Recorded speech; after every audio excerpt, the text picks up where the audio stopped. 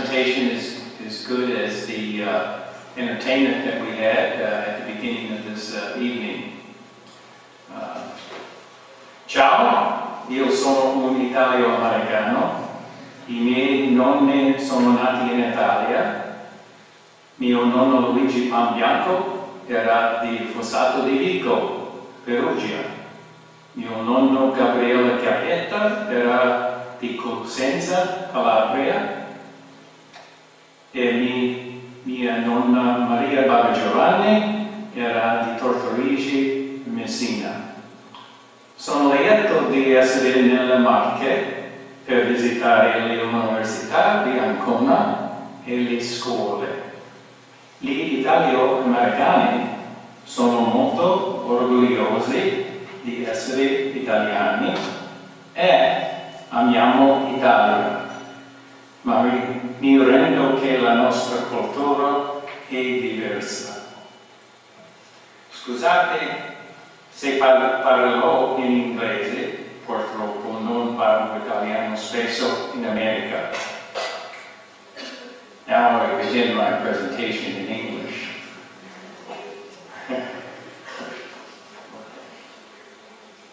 You can change that. Good. Okay. How do we approach effective teaching? I have 3 ideas for you, and only 3. And I would like to begin with the big picture, the big ideas, and go to the smaller ones. And the big pictures I will call the major science education themes and goals. And then next I'll talk about professional attributes of teachers and their professional practices. And finally, the basic teaching functions. So those are the 3 major ideas that I will present to you. Let's begin by considering what an elephant or an object would look like if you were blindfolded. If you could not see, what would you say if you were to touch an elephant and try to think, what am I touching? The tail might feel like a rope. The leg might feel like a tree trunk. And the side of the elephant might feel like a wall of a circus tent. And finally, the trunk could feel like a large snake. But would you ever know what the elephant looked like?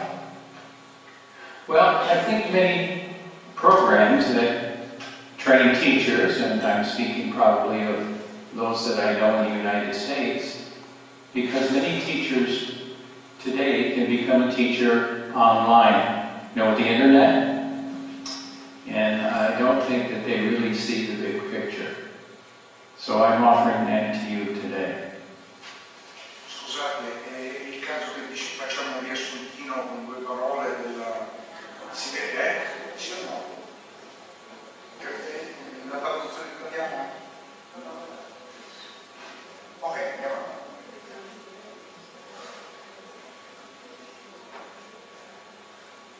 Okay, thank you. This is the first idea that I'd like to talk to you about, and it's on several slides. And these are the major science education themes as I've come to know them over the many years. And we take these very seriously, these ideas. For example, learning about what science is, the nature of science, and what is engineering, and technology and mathematics. That takes a little bit of study, and our purpose is to, thank you.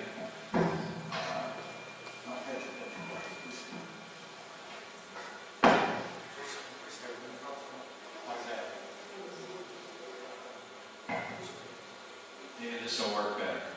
Can you hear me? Okay, very good. So, I think the next slide. So there's just some ideas, and we're aware of these ideas. And so we start with big ideas, so keep that in mind. And then there's the practices of science and engineering, asking questions and being able to deal with, I think, have you gone too far on that? The practices of science and engineering. Okay, thank you. They're also important to know those, so you can guide students' thinking. And also about student diversity, different kinds of students in the United States. We have many different students in classes. In some schools, there's over 50 different languages that are spoken by children from all over the world. So we have learned, I don't know how well, but we have learned to work with students from different countries.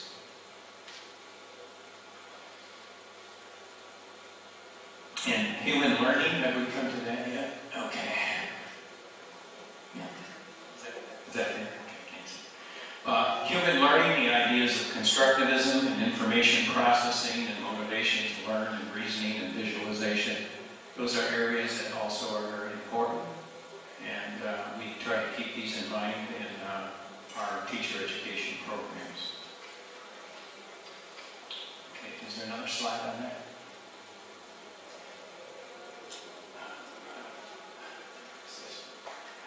Teacher accountability, is that what? Are we on teacher accountability and testing? Okay. I can't see the back of my head. That's another area, and we look at test scores, not only in our country, but across the world. And we're very aware that students in other countries seem to do better than the United States. And I've looked at the data from Italy also. I think you're probably interested in how your students do. We know that in Japan, in Singapore, in Finland, in Korea, those kids usually do very well on tests. But we know why. We have an understanding of their school systems. I just came back from Korea, spending 10 days there, so I know a little bit about their school system. We have such a large diversity of students, a large range, so when you have a large range of people, then the scores or whatever data you're taking always ends up in the middle or sometimes even lower. But don't be fooled. Our big school districts in the suburbs and the private schools and the Catholic schools, students there do very, very well on tests. Well, those are the major ideas. There are many more, but we don't need to dwell on that. So the next,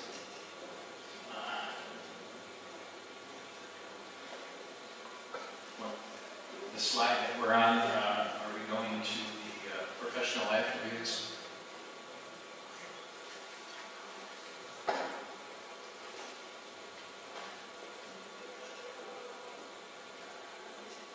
There we go. Principal. Keep going.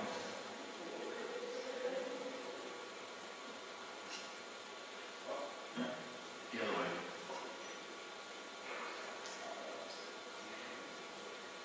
Well, we don't need that. I can wing it. Okay, the next idea are the professional attributes of the teachers. And that's very important. We want people to be teaching students who know their subject matter, like students, wants to help them learn, and very enthusiastic about their teaching. You know that well. You've had teachers who are very enthusiastic and know their subject well. That's very important, so we need to start with that and not forget that. Then there are the teaching skills. That's how to give a lesson. Now that sounds so simple, I know it. To be able to plan a lesson very effectively, to give directions, ask questions, and use a variety of teaching aids within one period, and then to manage the classroom and to review. And once again, that seems so simple, but I go out into schools and I watch lots of people university in the science departments and in the engineering departments, and I watch people teach. They even ask me to come. And not everybody teaches a lesson well. Some people use one idea the whole period. They talk, and then the class is over. The best teachers are well planned. They go from one idea, use one strategy to another, to another, to another, and then the period's over. So in that period of time, the students are busy. The students are doing the work, not the teacher always talking. And then there are the strategies. Those are the different, the lectures are good, but not too much. Demonstrations, discussions, asking students to read, make them read and write, and group work, and games, and using computers and the internet. So our best teachers use these things all the time to keep students working in their minds. And then finally, there are other reinforcement techniques that we try to promote, and you know these well. Taking notes, writing in a journal, writing short papers, and making concepts and visual maps. So those are very, very important. You see the big ideas that I talked about. Now we're coming down to what you should see in planning and teaching. And now finally, I would like to talk about the last idea, and I hope that you will remember this when you walk out of here. When all is said and done, and you look into classrooms, these are things that you should see. You should know immediately that the teacher is well planned. They have it down on paper what they're going to do. I say to my colleagues at the university that my course syllabus is 42 pages long. That's not the content, that's the plan. 42 pages. Most professors, 8, 9, 10. On these 42 pages, I write out exactly what the students should learn. And at the end of the course, they rate the course very, very, very high because they know exactly what they were to learn. They don't even have to come to class. It's all laid out. But lo and behold, students always come to class. So this planning, this idea of planning is very, very important. And of course, with computers, you can plan quickly and keep those as records and change them every year or month or whatever you have to do.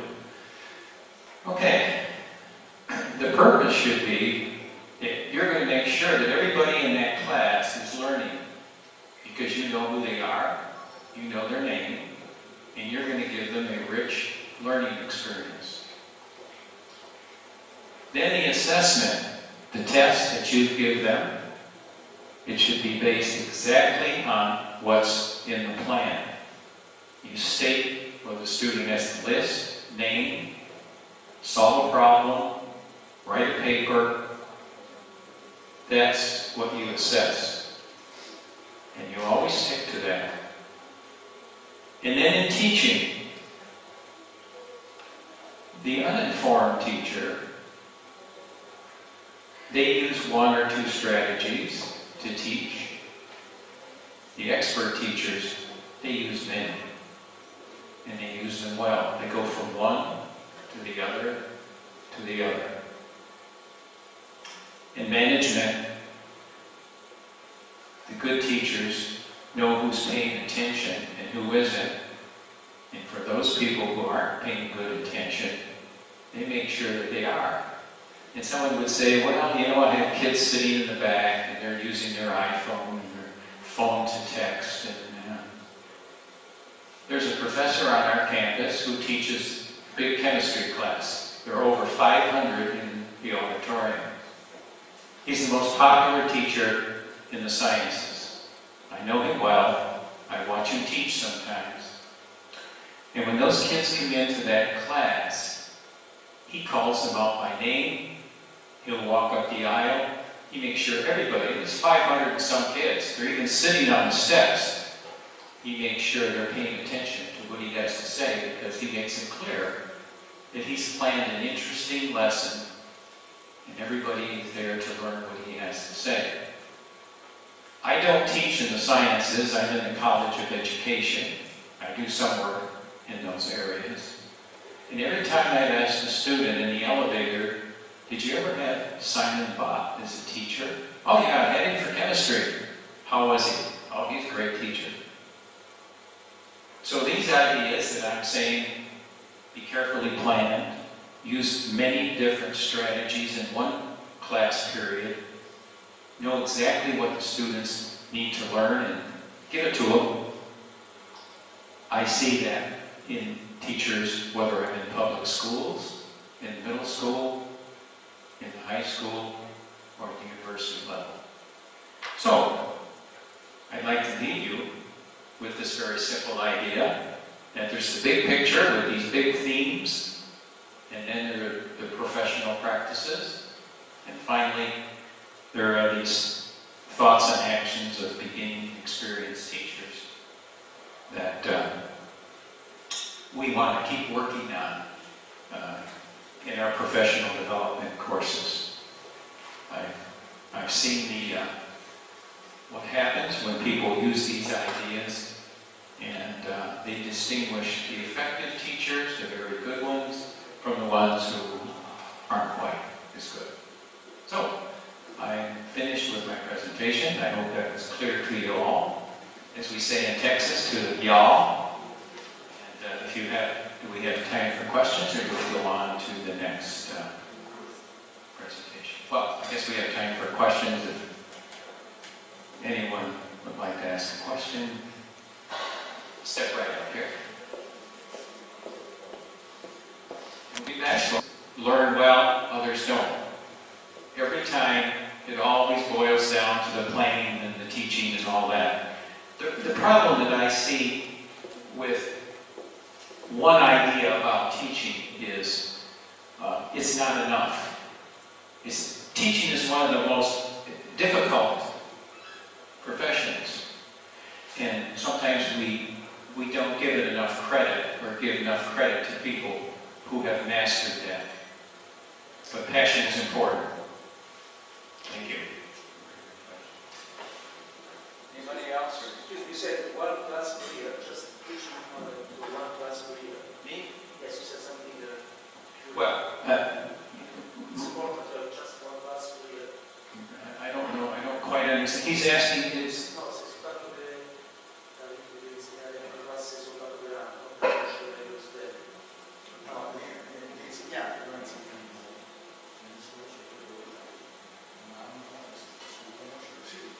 Anche se il professore universitario conoscono, anche se non c'è bisogno di fare un riassunto fatto male, volete o no? Sì, grazie. Dunque, questa idea mi piace. Quello che dico ai miei studenti, dico fate come me. Abbiate entusiasmo o fate finta di averlo. Ieri eravamo da un'altra parte a fare una presentazione all'università e alcuni ridevano, come ridono i miei studenti. In realtà, caro Roberto, questa è una percezione personale, no? Tutti pensiamo di essere bravi, ecco, dipende da che ora ci alziamo al mattino, capito? Se uno si alza molto verso le 5 vuol dire che l'entusiasmo è grande. E come ha detto il professore, perché come dire ci sto parlando moltissimo, ci conosciamo, l'entusiasmo è uno degli ingredienti fondamentali. Senza entusiasmo non passa niente, gli studenti hanno 1000 altre cose più interessanti. Ecco, 1, 2, il professore ha detto, Chiappetta ha detto, gli obiettivi didattici formati da 42 pagine. Qua c'è il mio amico Romano che ce l'ha 5-6 pagine, già notevole. Ecco, una cosa che facciamo poco, cioè dire ai nostri studenti studenti e soprattutto anche ai loro genitori quello che ci aspettiamo, va bene? E loro devono fare quelle cose che noi chiediamo perché è importante che le fanno. Questo è un aspetto fondamentale. E poi diceva per esempio l'importanza di usare diverse strategie di insegnamento, perché i nostri studenti hanno molti learning styles, differenti maniere di imparare, e poi diceva un sacco di roba, va bene, ma ecco, l'entusiasmo è quello che fa la differenza. Veramente se noi ce l'abbiamo, in qualche maniera, cioè la differenza la facciamo. Poi vorrei dire questo perché realmente ho parecchi insegnanti, non tutti di voi per esempio conoscono le difficoltà di certe scuole, ossia è così, dove i pugni, che fanno pugni è la cosa più buon mercato, anche col coltello. No? Ecco, in certe situazioni, e poi c'è il capello bianco, lo so, non è che credo a tutto, è difficile insegnare sul serio. Però se noi, come dire, abbiamo delle capacità professionali, soprattutto che abbiamo nella nostra funzione, una differenza la facciamo. Non fosse altro per dei valori umani che dobbiamo far passare. E poi oggi, come diceva Fioravanti, ci ricordava, la società si aspetta e l'Europa si aspetta che noi formiamo anche dei buoni futuri cittadini, per cui ci sono tante abilità, ma di questo parleremo un'altra volta. Grazie.